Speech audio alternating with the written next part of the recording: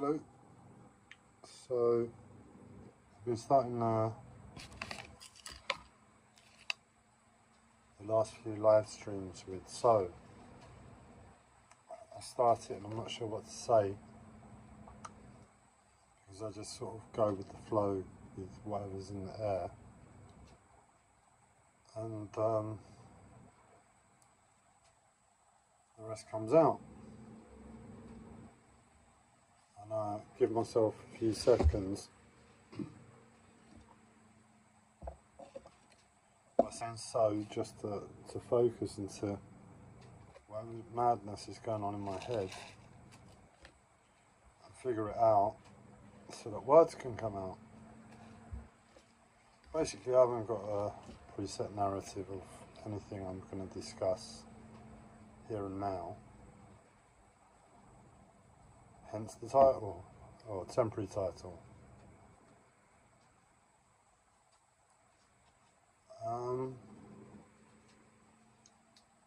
I've just been asked to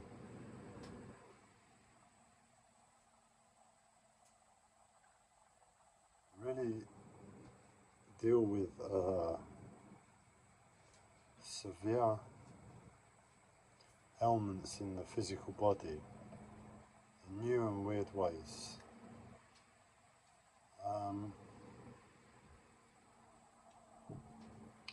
It's like the first time you cut yourself, the first time you banged your knee, the first time you got burnt by the cold or burnt by the heat, or just really, really cold, all the different sensations that go on for us through our life. They're new at some point, at some stage.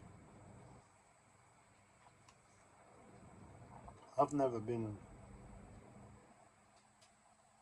in a lot of discomfort before. I guess I've been lucky to a lesser or greater extent that way for the last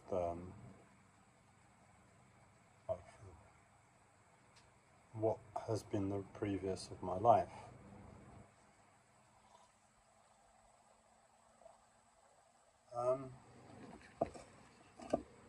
And now where I'm having physical health problems, I'm experiencing new levels of discomfort, and they're new, and I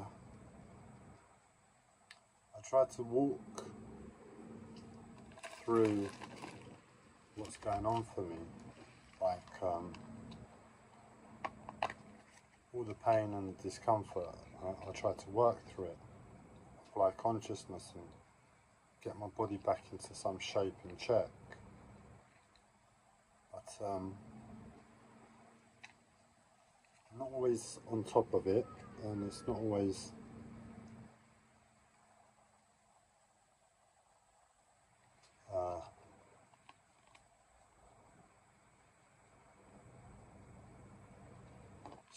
an easy battle to win at.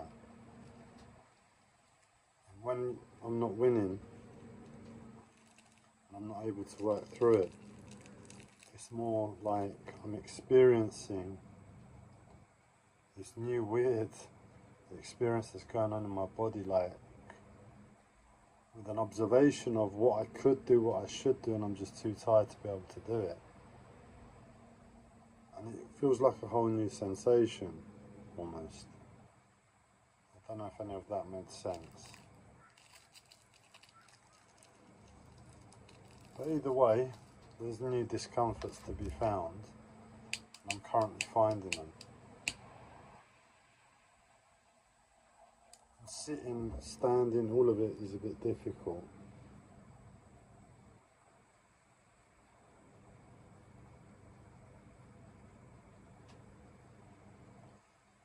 And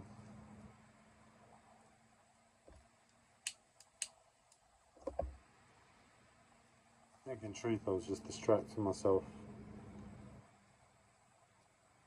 with enough time to make a smoke and light it. So the question is, does the faithful audience want to know anything from me before I say thank you again, which I've just been doing on autopilot. It's not like I'm trying to take the piss out of my faithful following, but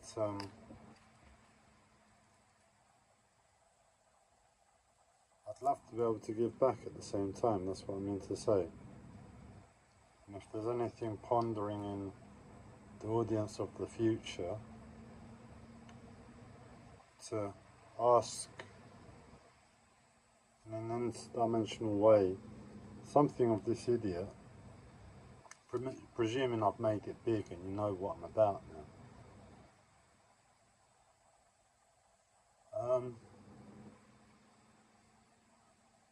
I'll give it a few seconds and see if there's any topic that comes up. My coffee's ready at least.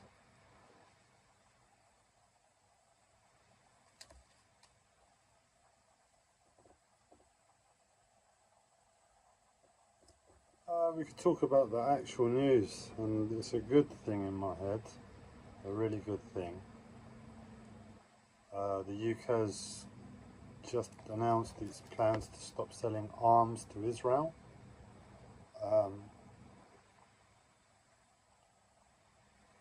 Yeah, it should have stopped a long time ago, and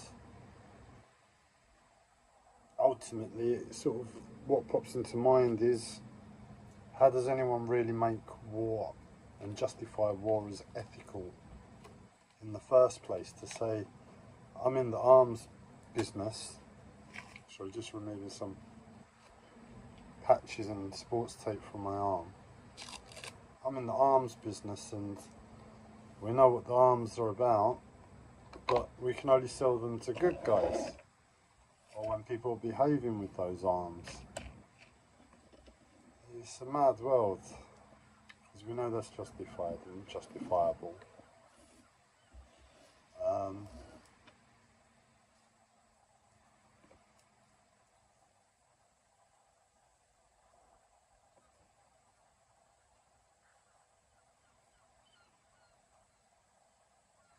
But what happens if we just stop making arms in the first place?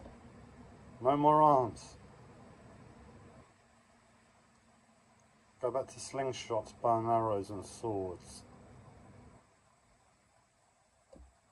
It's not really going to matter about ethics, is it? How many people are going to get murdered with 1,000 swords compared to one tomcat or whatever flashy name they give to the bombs these days? Would do. I mean, we could make it an art again. The art and craftsmanship of making swords. That's how people kill themselves. It's a lot more stomachable, isn't it, to know that we're still insane in this world. We still can't fix war. But we're not selling big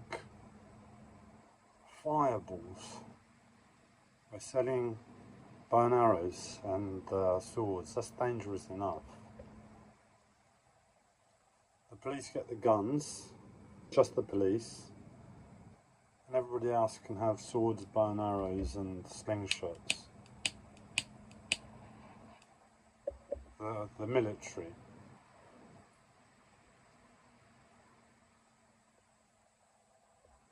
It's just insane. Someone needs a gun. If better exists, better has to exist than a sword.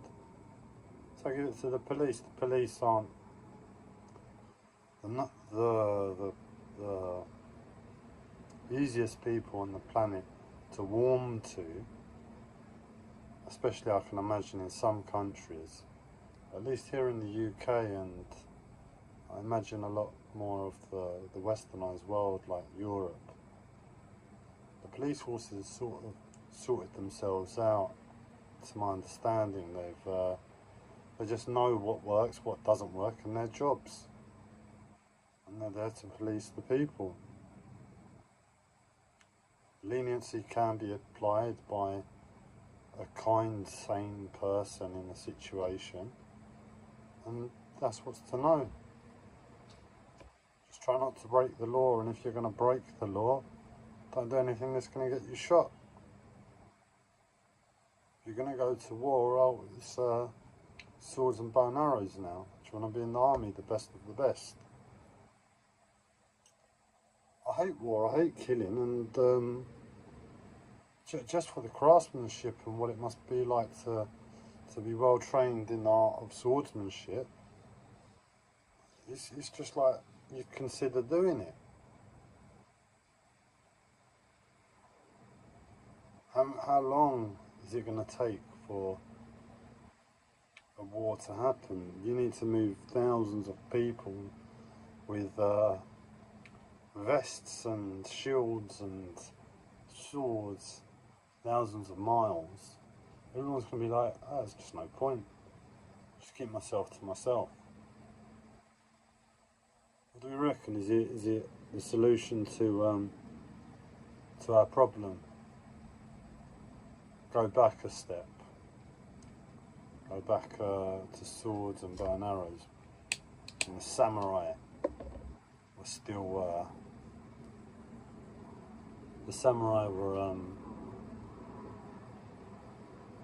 still the dons, you know.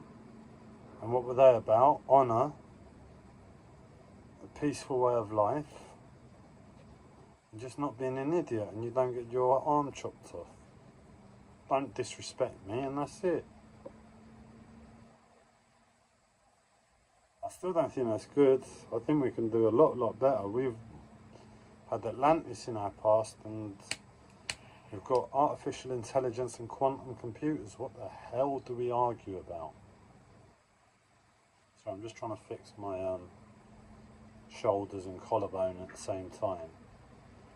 It's been troubling me for a few days now, and just seeing myself whilst I'm zoned out, just with tobacco in the end. Oh, and a coffee.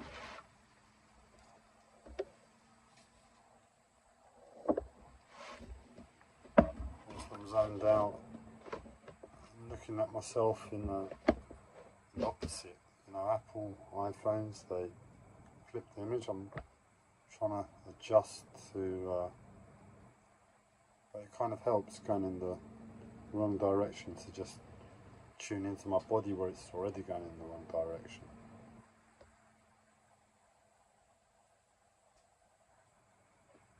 So yeah, the UK has stopped selling arms to Israel. So who are they going to sell them to? Themselves? It's just like, or, I mean, when I say that, who's going to be going to war anytime soon? I suppose it's the fact that you've got to have an army replenished and always up to date. That's where they sell them to. So the probable aim for arms dealers is to sell the arms, and when people go to war, that's it. Stop selling the arms to them. You've been naughty. The whole point of carrying bombs and tanks and all of that is to say, look, just leave me alone. We do not want war. But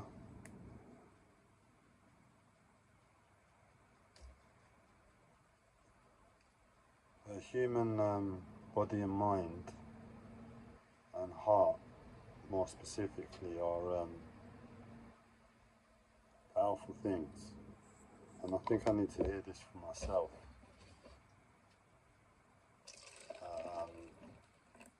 I've probably got some sort of spiritual being beaming some sort of wisdom to me and through me when it's for me. So we're all getting a gift now. Maybe they'll reveal themselves, who they are, whether they let me know or not, to the audience during the rest of this screening. But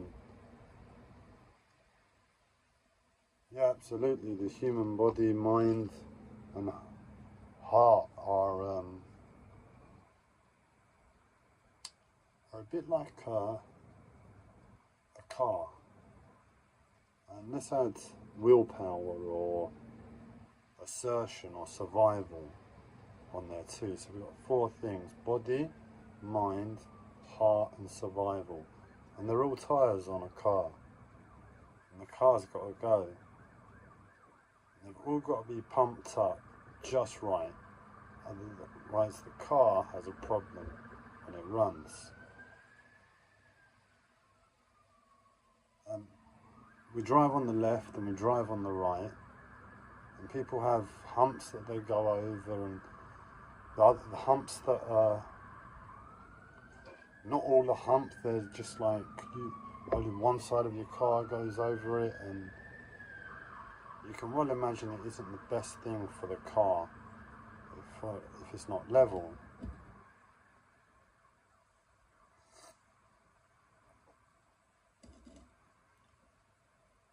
So if all of those things aren't balanced, you run the risk of a car crash.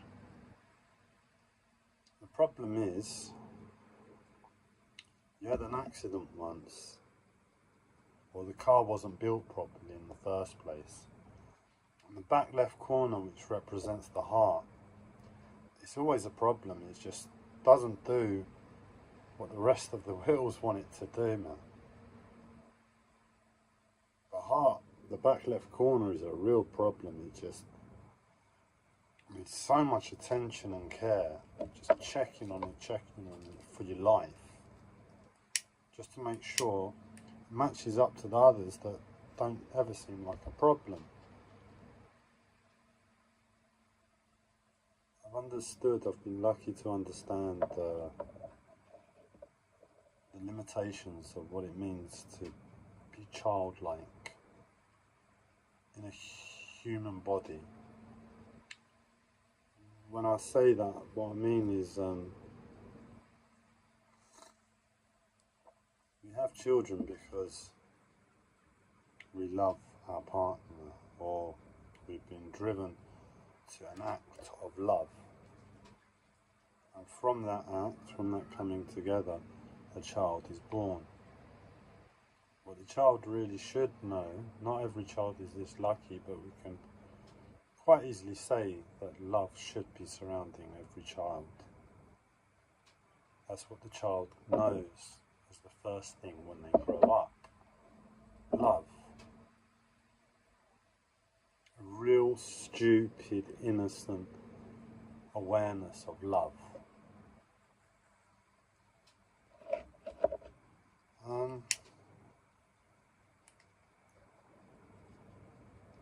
I just got a hint of who this could be, giving a lecture through me, for everybody. But I might tell you in a minute. But either way, that's what a child knows first, or should know. And then you fast forward 20, 30 years and you look at the adults, and they all look a lot different. Beaten by life, down and trodden on and bitter. I've been bitter. I never thought I would be bitter. I always claimed the child inside of me as a stupid, ignorant position I found myself in life. Because I've been alone, I've not had a chance to really build life around my mind. And my mind is structured on what I knew as a child, what I knew as a teenager, and what I went to the world at before my life sort of fell apart and I became alone.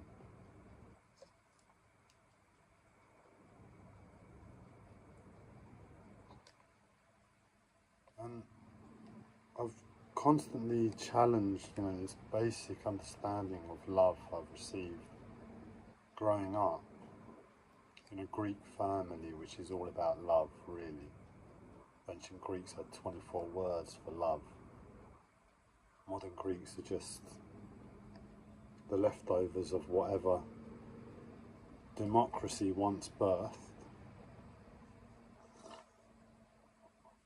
So obviously the fantastic potential for society is just falling apart and taken over by America.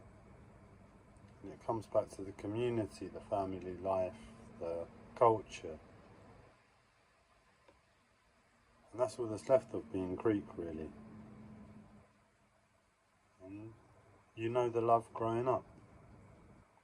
So I've gone to the world and I've known that love, never forgotten it. On Hathor, on a spiritual level, on a alien sort of level, I'm Hathor, and Hathor's all about love too. I think my star signs are sort of heavily based with Venus, which is love as well again. So I'm all about love. And I'm quite stupid, I really am. I'm not the cleverest person in the world. I really do think about things, and I just know what I like. Spirituality, love, simplicity. I've really been challenged by life, and I've had to think. Life has made me have to think. And I'm quite wise in my experience of life, I'm able to say that. I believe I'm a lot wiser in the life lessons I've had. And the simplicity I brought to those challenges, and the gift I had growing up of a family that loved me, allowed me to be me now. I don't believe that's the luck everybody gets. I believe a lot of people get broke and they get sold out and have real problems with their back left tire. Coordinating it and balancing it and maintaining it and servicing it and aligning it. Just the back left tire for some strange reason. Hundreds and hundreds of pounds, time, effort. Because the truth is, the mind needs to understand the heart in relation to survival, in relation to the physical body's limits. And the heart is a real powerful thing for someone who loves. For a child, basically, for anybody, is a real powerful thing. To think about love as well, and to gain concepts and ideas of how it should be and what it should be like and what love is and isn't, which was kind of forced on me and shoved down my neck by my bloody uncle, who I love more than anything, or loved when he was still here. But the pain my life has caused me as a result of his teaching is enough for me to say, well, what was the point? And all he taught me really was love, in a way that I understood spirituality. So keep it simple. What is spirituality about? Love. Okay, this is the world. 2020, whenever we had that conversation. What is needed? What is needed? You're all about spirituality. Look at it from the perspective of love. This is the current time. This is the current world, the modern times. It looks like this, Gabriel. I was called Andreas. Andreas is the Greek way of saying Andreas. So I was Andreas then. He said, basically said, Andreas, it looks like this. And I can't deny it, and I've lived my life by that image ever since. And the irony is I'm on the cusp of possibly, likely, almost certainly achieving it. The point is I've had to die on so many levels along the way, it's questionable, was it worth it? And that's just me and my love. I've not had the chance to have a relationship or love a child. I've had bereavement, and I understand from a distance because my mental health wouldn't let me experience it on the whole, fully. It's only partially I've been allowed to experience it. So I've had to process it through with my mind and my head.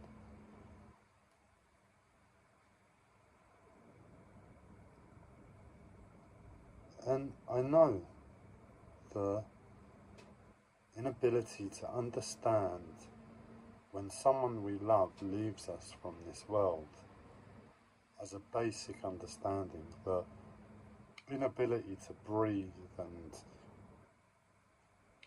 believe there's life without that person in any way. And then you know what it might be like for a partner to just say, look, I don't love you anymore, or even worse, cheat on you, or even worse, cheat on you with someone you know. God knows the pain. And you've got racism and the cultural obliteration that cultures and tribes and nations have put upon each other, and races have put upon each other, religions over the aeons. And what it must be like to be gay in modern times, or rewind 20, 30 years, or of a different skin colour in a different country that's racist, or in a country where there's an active war and you've just been on the losing side for the last 20, 30, 40 years, while your country and home and everyone you know seem to get ripped apart and vanish slowly, slowly. No future, no hope. And that's all love. But that's all a child is meant to carry, that idea of love with them all the way through. All of those atrocities that are bound to happen. If they're not those specific hardships, they're going to be close.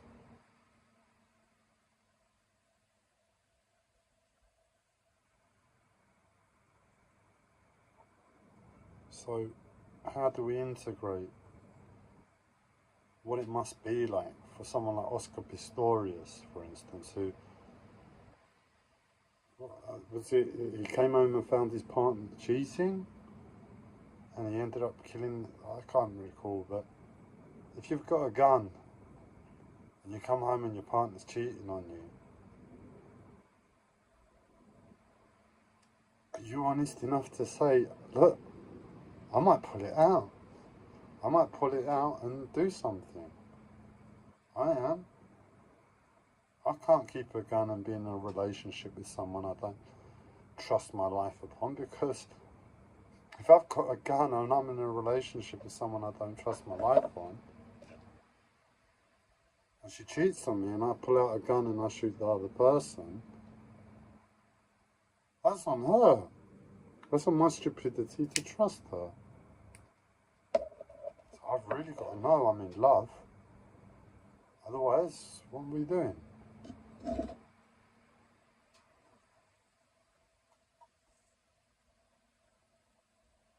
Can you imagine the pain someone's been in growing up, looking at the world, seeing Lamborghinis and, you know, rap stars and footballers and sportsmen and all of the wealth that the world sells, and they're from a different country and they're here growing up, and they might be of a different race, or they might have an issue with their sex, and they're at 18 and they haven't had a good time in school, and they're like, what, I've got to pay first to go to university to get some shitty degree that I'm going to be so far down the pecking order, it's ridiculous. What am I going to do with my life?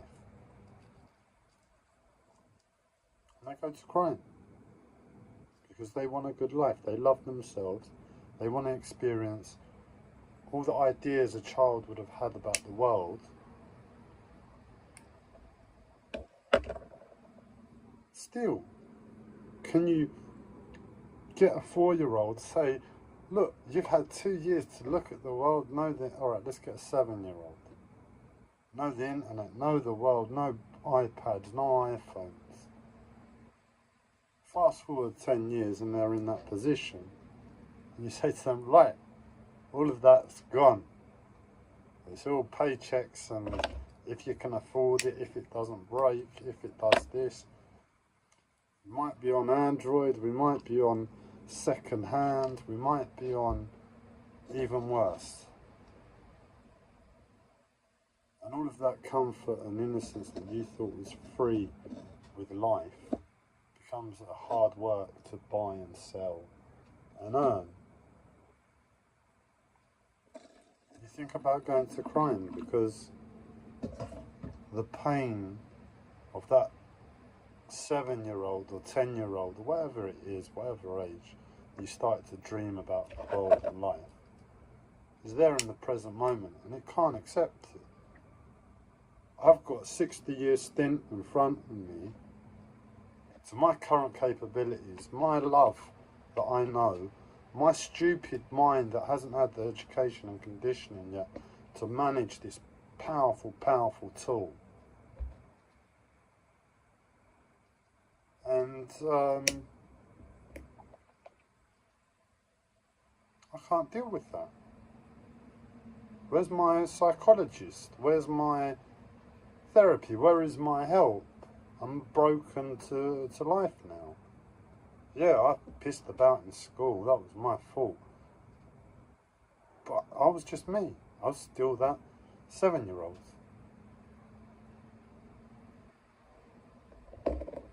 Everything I was taught and educated, we're all the same, man. Just someone gets a better chance or worse chance growing up here to there. This one gets more money, this one gets less money. The one that gets less money ironically does better in school than the one with more money. They make money, they lose money, they find love, they lose love. Big questions of love can really be a hindrance. The roads are dirty. If the tyre isn't kept on top of, the smallest thing could make a burst tyre, and a burst tyre can make an accident, and an accident can cost the life. Or worse yet, the same life with an impairment. Another question of love. Imagine having to be an amputee at the age of 18, being a sportsman, having a future in the NBA, and you've just gone and had to get your leg cut off because of some disease or some accident. The unimaginable things we have to try and comprehend that are just still in us because we don't tell children the truth. I don't know why we do that.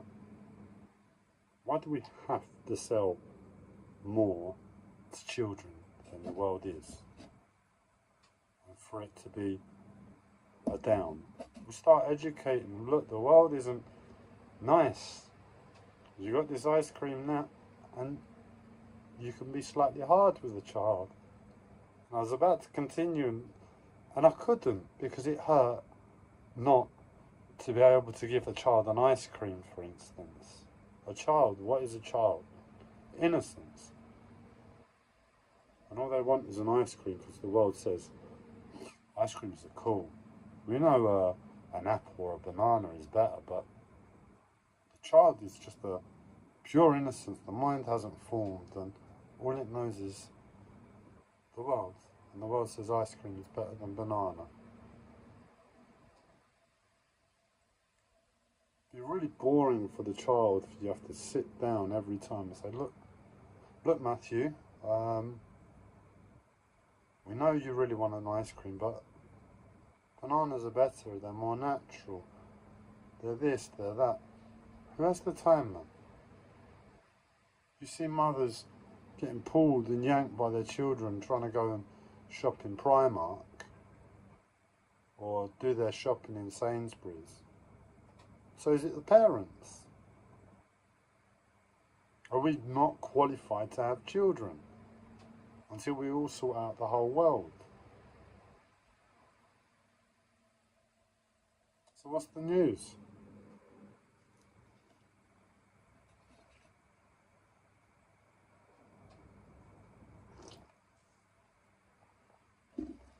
They wanted to say it was maybe Krishnamurti, but it felt more like it would have been Toth that came through with any wisdom there.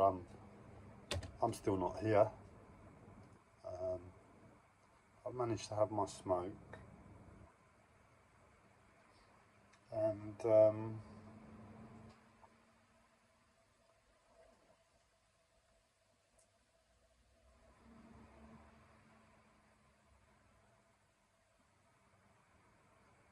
yeah, that's life.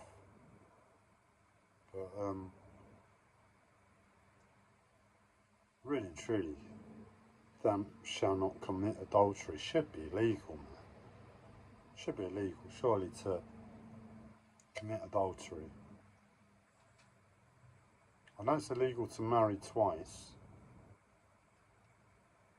Hey Siri, is committing adultery illegal? To do that, you'll need to be online. Okay, so that's our answer.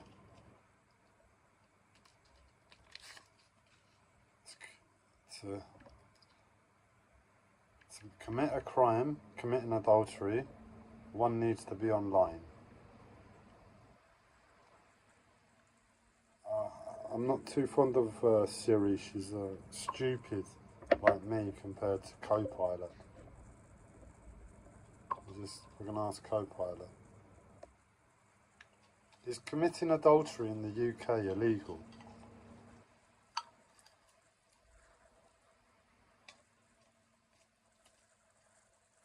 No, committing adultery is not illegal in the UK. However, it can be used as a ground for divorce. Adultery is defined as a married person having sexual intercourse with someone of the opposite sex who is not their spouse. This means that non-sexual relationships or same-sex affairs are not considered adultery under UK law. If you have any more questions or need further clarification, feel free to ask. Well, that says it. If I ever get in a relationship, I'm 38 and life has pulled me in another direction every time. But I now have the choice when I get into a relationship. If I trust them, the bedroom can be decorated however it wishes, if I trust them. If I don't trust them, then I need to remove any blunt objects from my bedroom, because I know the pain love can cause an individual and an uneducated mind.